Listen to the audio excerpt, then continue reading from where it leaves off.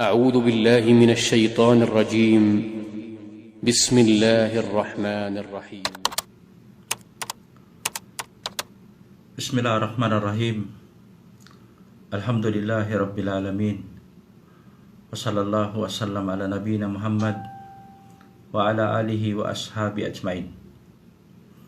Alhamdulillah, ang pagpapatuloy ng ating paliwanag sa aklat na Aqida al-Wasitiyah na sinulat ng Imam Shaykhul Islam Ahmad ibn Abdul Halim ibn Abdul Salam ibn Taymiyyah al-Harrani rahimahullah, na nakalipas na paliwanag ng imam na dinescribe ng Allah subhanahu wa ta'ala ang kanyang sarili sa Surah Al-Ikhlas na napapaloob siya sa nakalipas na jumla na napiwal itbat. Ngayon, binigay naman sa atin ng imam pagpapatuloy na ang isa sa pinakadakilang aya na unang-unang ibinigay sa atin ng imam pagkatapos ang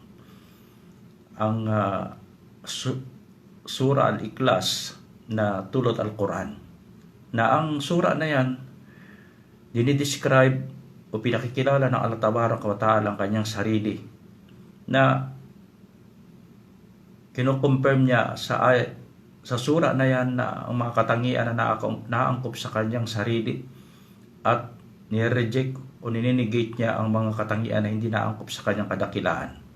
Ibig sabihin natin, yaliku bijalali, na naangkop sa kanyang kadakilaan. Sa Ayat al-Kursi, bago natin ito naipaliwanag natin maraming beses, kaya lang iba, alhamdulillah, ito ang kagandahan sa mga ulama natin, ng mga Muslim, na bawat topic merong paliwanag na dalil sa mga mas'ala o sa issue o sa subject. At isa sa mga katanungan dito na ating kapatid na kung ano ba talaga ang pagiging sahi ng akwal o paliwanag ng mga ulama tungkol sa kursi. Ito ang isa sa pinakamas'ala natin sa topic na ito, na ito ay tabit o confirm sa Ayat al-Kursi dito sa surah na ito, sa surah Al-Baqarah, Ayat al-Kursi, yung pangalan mismong kursi. Kaya tinawag yan na kursi dahil nabanggit dyan mismo, wasi'a kursiyuhu samawati wal ard. Kaya lang ang question dyan na nabanggit sa atar ni Abdullah bin Abbas radhiyallahu anhuma, na nabanggit nga doon sa atar na ang kursi siya ay maudi al-qadamay. Sa ibang riwaya, maudi al-qadamain. So ito ang mga, ibig sabihin natin, mga kalima na ginagamit ng mga ulama. Ibig sabihin ng salitang maudi, o literally, maudi al-qadamay, ibig sabihin, lugar o nalagyan o patungan ng kadamay, dalawang paa. Ito ang literal na kaulog. Ngayon, titingnan natin kung ano ang mas'ala na yan. Ito ba ay sahih o ano ba ang hukom o ano ba ang akwal ng mga ulama tungkol sa atar. Kaya sinabi ko atar, hindi yan yan ay saying ni Abdullah ibn Abbas radhiyallahu anhu ng sahaba. Hindi yan aya ng Quran. Yan ay paliwanag ng tafsir ng Quran, ng Ayat al-Kursi, na nagpapaliwanag ay si Abdullah ibn Abbas. Isa sa pinakamarunong, ibig sabihin, isa sa pinakakibar na ulama na nagpapaliwanag ng Quran, na ang Propeta Muhammad sallallahu alaihi wasallam, pinagdua pa siya para pagkalooban siya ng ta'wil o ng interpretation ng Quran. Kaya inshallah, i-discuss natin pagdating natin sa jumla na yan, ano ba talaga ang akwal o posisyon ng mga ulama, at ano ba talaga ang dapat nating, ano ang tamang pangunawa sa mas'ala na yan, na ang ibig sabihin ni Abdullah ibn Abbas na maudi al-qadamay.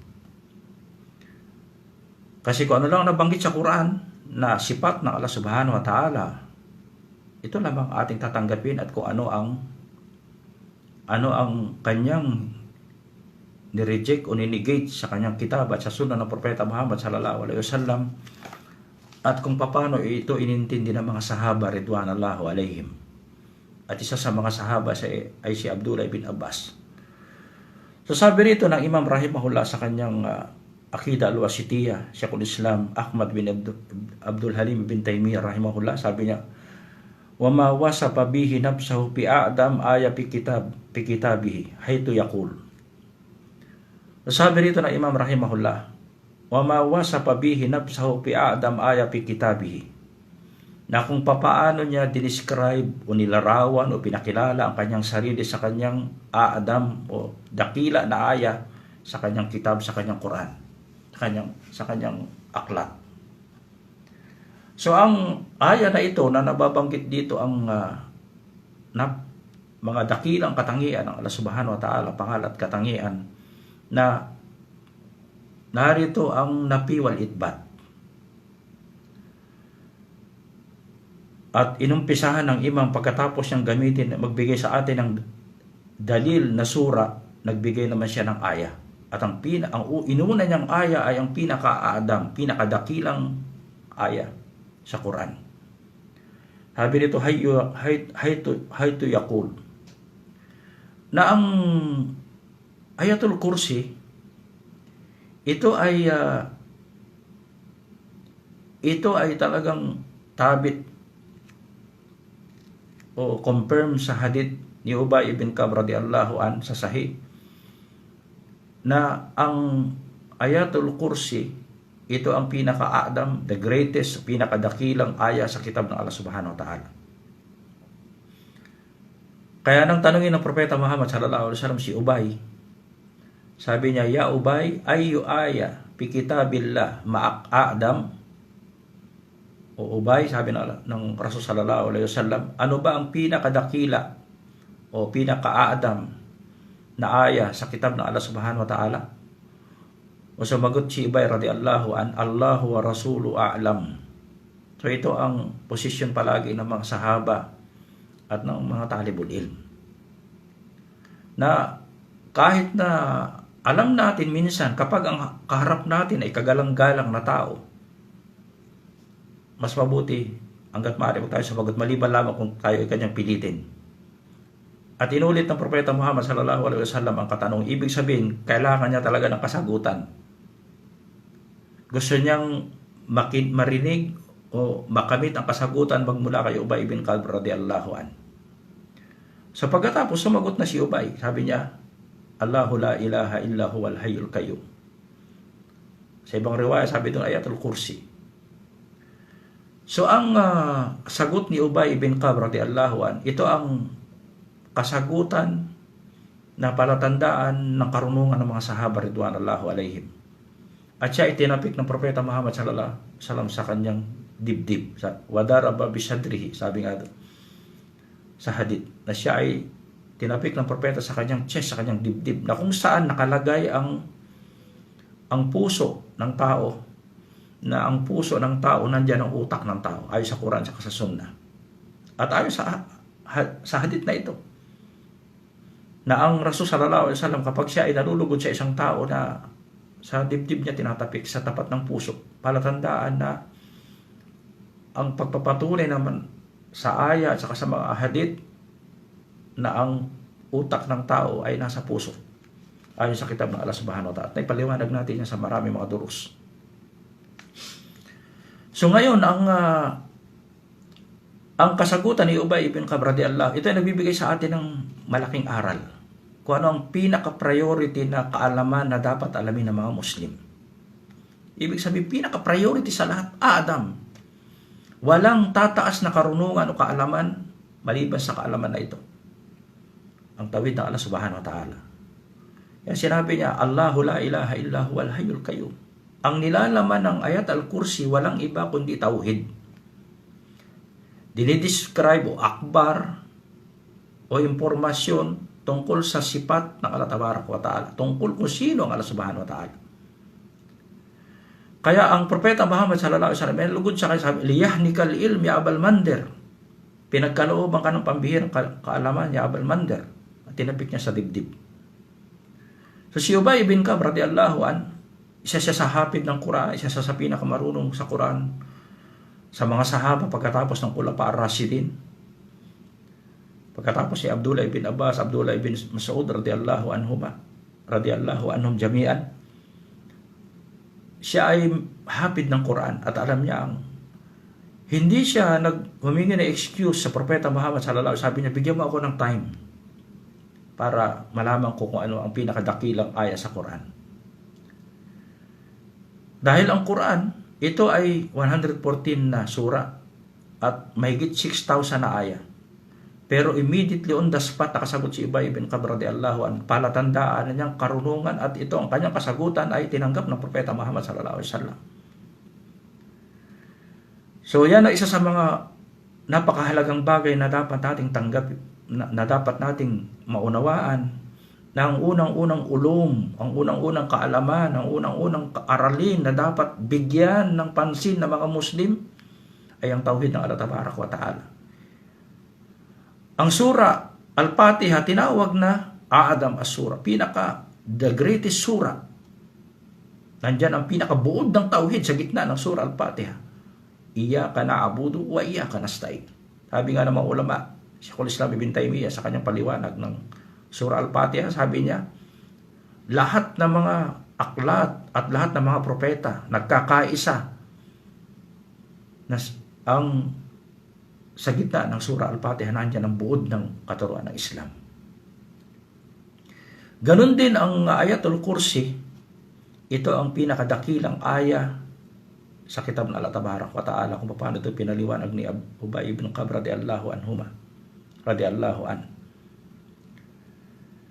Kaya ang Imam rahimahullah, sabi niya rito, kung paano dinescribe o pinakilala ng Allah Subhanahu wa Ta'ala ang kanyang sarili sa kanyang pinakadakilang aya sa kanyang kitab.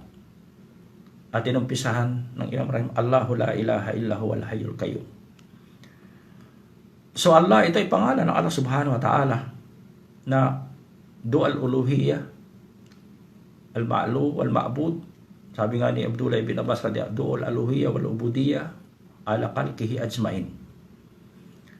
Na ang Allah lamang ang may karapatan ng uluhiyya at siya lamang ang may karapatan ng pagsamba magmula sa lahat ng kanyang mga nilikha. At ang ibig sabihin nito, la ma'budu bihaq illallah, na walang ibang may karapatan ng pagsamba maliban lamang sa Allah Tabaraka wa Ta'ala. Dahil may maraming sinasamba rito ngayon sa dunya ng maliban sa Allah Subhanahu wa Ta'ala, kaya lang hindi sila hak. Kaya sabi sa ibang sura, fa innallahu wal haq wa ma yad'u min duni batil.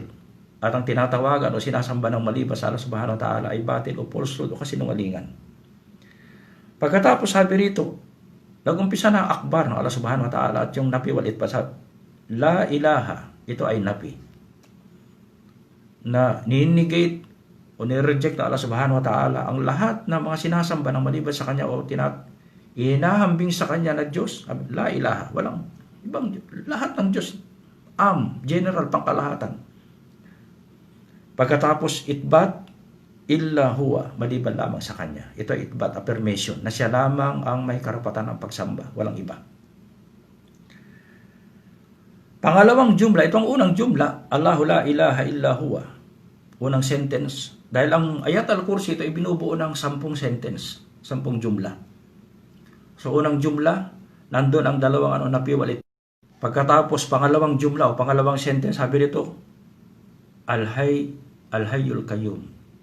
Al-Hayy al-Qayyum. Ang hay, ito ay itbat, affirmation na naman ng Allah Subhanahu na siya ang kanyang sifat ay, ang kanyang pangalan at saka sifat, ang kanyang haya ay kamila. Kompleto ang kanyang haya, hindi katulad ng sino man sa kanyang mga nilikha. Na anumang katangian sa kanyang sa kanyang sarili mismo, walang anumang uri ng shortcoming o depekto o pagkukulang o patay sa kanyang sarili. Minsan may mga bani Adam o anumang uri ng nilikha na may patay sa bahagi ng kanilang sarili, ng kanilang katawan. Halimbawa, may tao, bulag, patay ang kanyang paningin. Bingi, patay ang kanyang pandinig. Minsan, di nakakapagsalita, patay ang kanyang dila. O kaya walang pag-iisip, putol ang paa. Ang Allah Subhanahu wa Ta'ala, ang kanyang haya, kamila. Yung kanyang buhay mismo, sarili kanyang buhay, kompleto lahat, maging ang kanyang sifat o dat. At naipaliwanag ko na yan sa tafsir ayat al-kursi. Pagkatapos sabi nito, al-qayyum. Ang ibig sabihin ng salitang kayum, magmula sa salitang kama yakumo ng Allah subhanahu wa ta'ala ay nakatayong mag-isa sa kanyang sarili. Wala siyang pangkailangan sa sino man sa kanyang nilikha. Siya ay gani. Wala siyang kailangan at lahat ng mga nilikha ay nangangailangan sa kanya. Ito ang ibig sabihin na self-sufficient ang Allah subhanahu wa ta'ala. Wala siyang pangkailangan. Kaya sabi ng mga ulama, itong dalawang sifat na ito, al-hay at saka kayum, sa hay, hayatul kamila, kumpletong buhay ng Allah subhanahu wa ta'ala, bumabalik lahat dito ang lahat ng sifat ng datiya, ang kanyang sarili, lahat ng kanyang katangian. Ano mang uri ng katangian sa kanyang sarili? Hay, buhay, lahat. Pagkatapos kayum, pagiging kamal ng kanyang kayumiya, kayum ng Allah subhanahu wa ta'ala, na siya ay self-sufficient, ang kanyang sarili, walang kailangan, hindi niya rin kailangan na sino man sa kanyang, at lahat ng kanyang manilika siya kailangan. Sabi nga ng mga ulama na ang qayyum, ito naman ay bumabalik lahat ng sifat al-af'al. Lahat ng aksyon o gawain o kilos ng Allah subhanahu wa ta'ala, nagsasama-sama lahat sa sifat ng qayyumiyya o qayyum. Lahat ng kanyang aksyon o gawain o af'al, nagsasama-sama lahat sa. Kaya sabi ng Propeta Muhammad sallallahu alaihi wasallam, tungkol sa dalawang pangalan na Ya Hayyu Ya Qayyum, na marinig natin ginagamit lagi ng mga imam niya pag nagdudua. Sabi ng Propeta Muhammad sallallahu alaihi wasallam, ito ay confirm sa hadith, alladhi idha du'iya Allahu bihi ajab.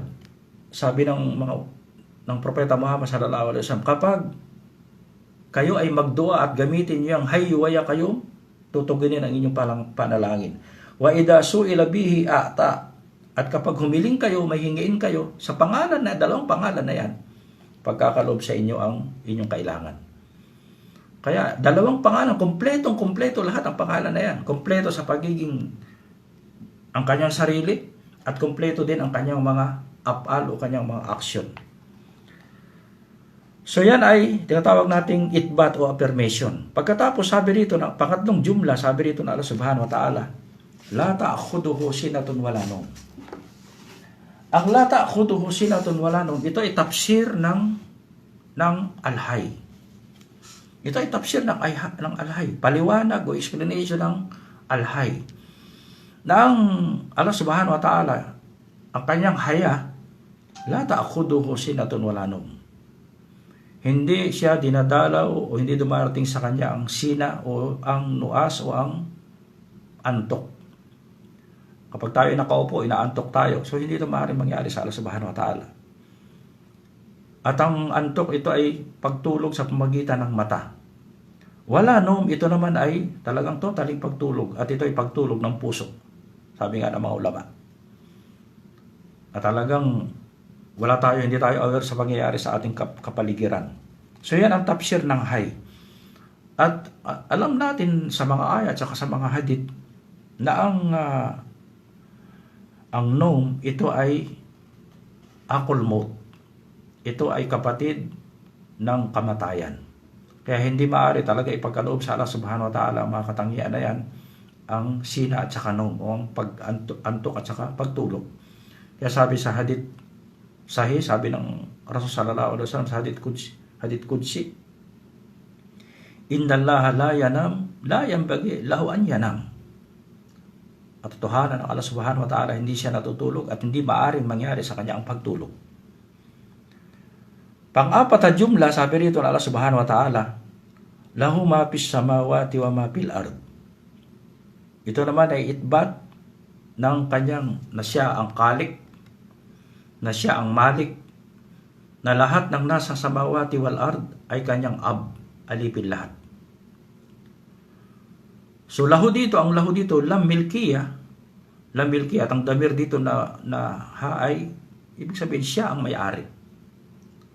Na kung siya ang may-ari, siya ang creator ng kanyang pag-aari at lahat ng nilikha sa kalangitan at kalupaan, magmula sa malaika, sa jin, sa bani Adam, o sa mga dawab, at anumang uri ng mga nilikha, sila ay alipin lahat ng Allah subhanahu wa ta'ala dahil pag-aari niya ang samawati wal ard. At yan din ang palatandaan ng tinatawag nating ang kanyang mulk, ang kanyang kingdom o kaharian ay wala siyang kashare sa kanyang kaharian. Panglimang jumla,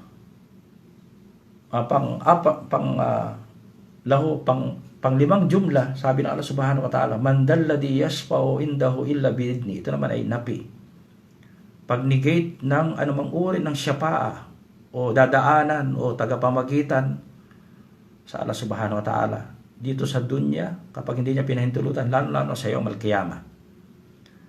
So ito ay patanong, ito ay istifham, sabi na, sino ba ang maaring mamagitan sa akin kapag ito ay maliban sa kung ito ay aking pahintulutan?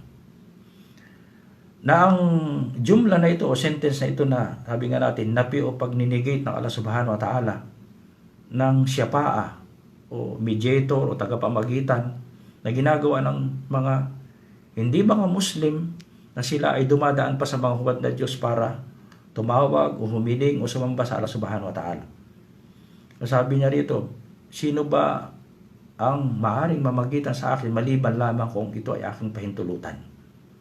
At naipaliwanag ko sa Kitab at-Tauhid sa Qawaid al-Arba'ah na ang syafa'a meron siyang dalawang uri, mutbita wa manpiya.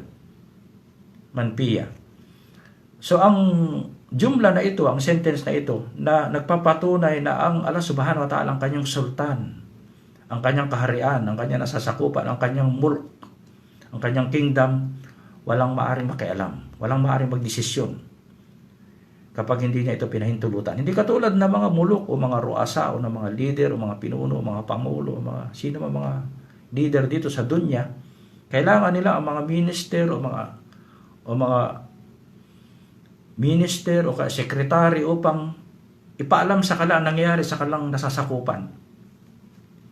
Kaya pwede silang magsiyapa kasi hindi alam ng pinuno kung ano nangyayari sa lugar na yun. Pero ang Allah Subhanahu wa Ta'ala walang nalilingid sa kanyang kingdom. Ang kanyang sulta ay kompleto na walang maaring magdesisyon maliban lamang kung ito ay kanyang pahintulutan. Siya lamang ang magdidesisyon. Lalong-lalo sa iyong malkiyama.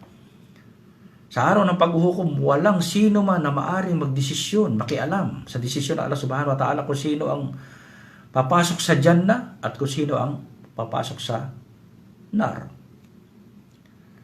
Sabi dyan, man dalladhi yashfa'u indahu illa biidni. Pang-anim na jumla, ya'lamu ma bayna aydihim wa ma khalfahum. At alam ng Allah Subhanahu wa Ta'ala, ito naman ay itbat o affirmation ng ibig sabihin ihata o complete na kaalaman ng Allah Subhanahu wa Ta'ala, nasakop ng kanyang kaalaman ang lahat.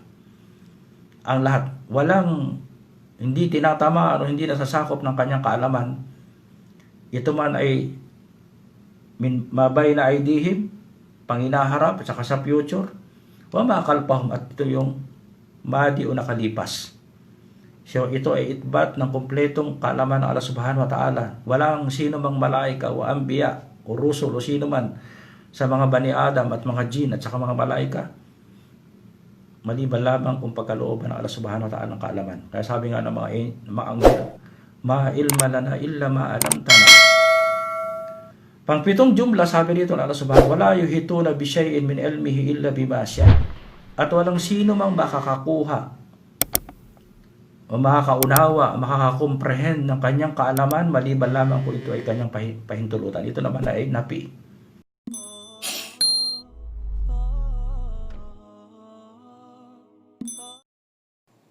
Thanks for watching. Like and subscribe if you want to see more video.